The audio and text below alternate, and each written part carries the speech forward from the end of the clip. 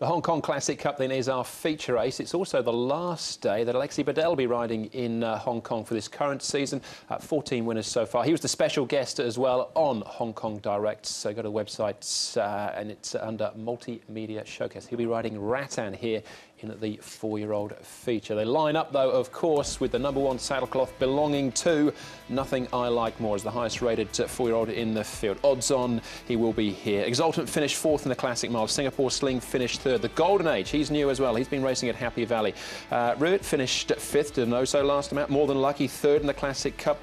Riven coming out of the Denoso race as well. Dr. Jeff, well, he's a new one that skipped the first leg. Ad did Rattan. He skipped the mile. Goldfield skipped the mile. Patriot Hero was 8th. In the mile. Beauty Miles comes in fresh. And Grand Chancellor as well comes in here fresh. Pierre-Charles Boudot from Barrier 9. All right, we're back at the touchscreen, Brett, for this one. This is how they line up from inside to out. Nothing I Like More. A reasonable sort of draw for him. Should find himself, if he jumps okay, in a good spot. But the Golden Age, he's been jumping and running from the valley. That he has, Andrew, and he's, you know, one of 2 or 3 interesting runners in the race, coming from sort of different environments, so to speak, with the Golden Age. Likely to find the front. More Than Lucky, I think, will want to sort of sit on his back just in case the Golden Age decides to sort of really drop anchor. You wonder whether Riven might want to roll forward as he did 2 starts ago and maybe potentially get outside, possibly even Rivet as well, maybe to roll forward a little bit closer. But the key horse, obviously the favourite. Where's he going to end up from 7? Last date he showed terrific speed from 2 and he was sort of right in here early. And then as they came to this sort of 700, he sort of got all the way back to here. But I think Joe, obviously, stepping up to the longer trip, he'll be looking to get him settled and relaxed. That's the key. Yeah, he's clearly the one to beat. Paul, what have you seen as far as the track was concerned? Well, I thought we'd show him. We'll show a few of the main chances here. Here he is. He's relaxed. He's not really doing too much. But you can see he's come on from that run and he's doing everything he needs to do. And he's moving fluently, as a lot of John sizes do in the mornings, without being really pushed out. Dr. Jeff, now you can see he just sort of like took an extra hop there, didn't he, as he comes down. He's only a little chap, so he can be a little bit fiery, you know, these small man syndrome type horses, but he is moving okay and he has trialled well recently. Right, we'll just move on. Yeah, that's a good idea. Let's go with this obvious place to start is the Classic Mile, and Nothing I Like More. He talked about what happened early on in the race, but when he got to the business end, he is the business, isn't he? So he was winning here, Nothing I Like More. Singapore Sling chased him home in 2nd place. We had More Than Lucky. It was a huge run from More Than Lucky. He ran 3rd, and Exultant finished off pretty strongly himself. Absolutely. The most impressive thing about Nothing I Like More, I thought, when we reviewed the race, you know, a couple of days later, was the move that he made from the 550 to the 400. It was just an instantaneous turn of acceleration, and then he sustained it all the way to the wire after getting sort of shuffled back to that position. So I think Joe will be mindful that they're stepping to a longer trip. Obviously, they're thinking Derby as well.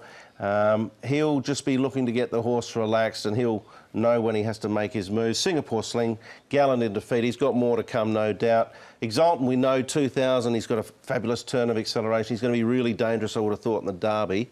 And of course, More Than Lucky's been just a real revelation, Paul. Yeah, he's really improved this horse. Per Encanto horse, the 1800 should be okay for him.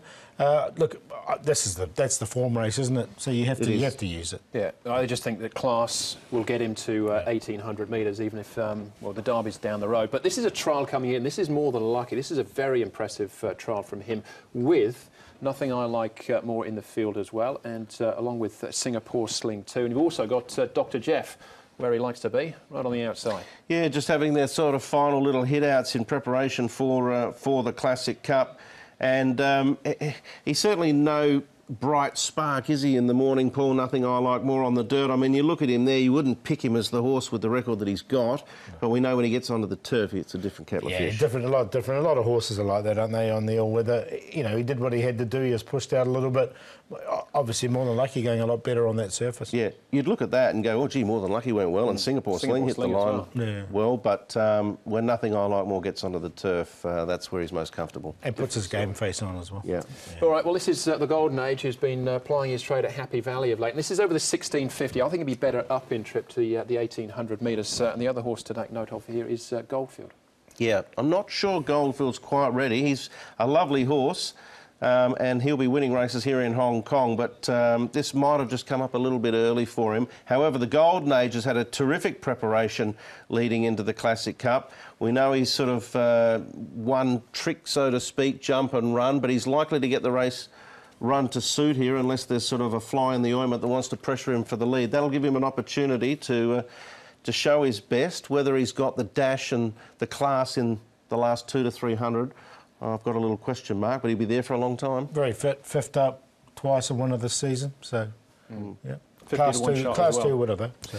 All right, Dr. Jeff. Now, this is the run from him last time, where he's ended up right on the outside fence, basically. The other horse that's in the field as well that we need to acknowledge is Rivet, but we're really concentrating on Dr. Jeff and his trajectory into the straight. Yeah, which is an angle out towards the... outside rail. Outside rail, basically. I was going to say we're to the donut shop, but I don't think there is one there. But you can see him as he comes down. He's only a little horse. He's got plenty of scope. He's got plenty of speed. He comes down, but you can just see him veering out, veering out. He's had the trial. We saw that trial there as well.